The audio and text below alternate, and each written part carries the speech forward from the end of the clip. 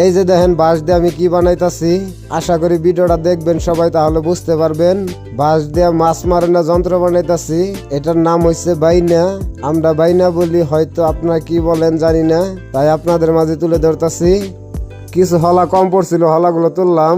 এই যে একটা বানাই শেষ দিছি, এরকম বানামো। আপনারা ভিডিওটা দেখবেন, আবারও বলতেছি কষ্ট হলেও। এই যে হলাগুলো একটু ঘষে আবার বোনামো। একটা ছোট আছে, এটার মধ্যে আমি বোনামো, আপনারা দেখবেন কিভাবে আমি বোনাই। এই যে দেখতে পারতেছেন, এটা কিছু বোনাইতেছিলাম, হলা কম পড়ছিল, সেই হলাগুলো আবার তুললাম, তুইলে এখন আবার বোনাইতেছি।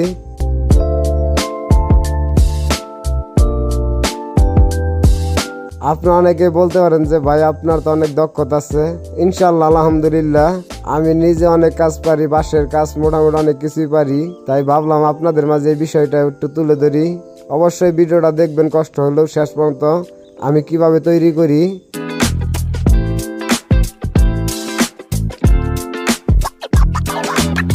এখন চাক বানাইতেছি ভিতরে দেওয়ার জন্য, দেখতে পারতেছেন। এই চাক বানাইতে অনেক কষ্ট হয়, কারণ একদম গোল হতে হবে, একটু বেকাতারা হইলে চলবে না।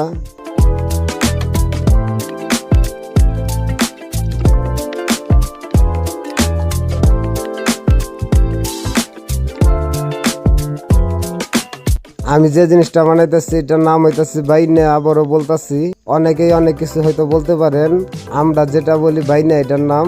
এটাতে আমরা মাছ মারি।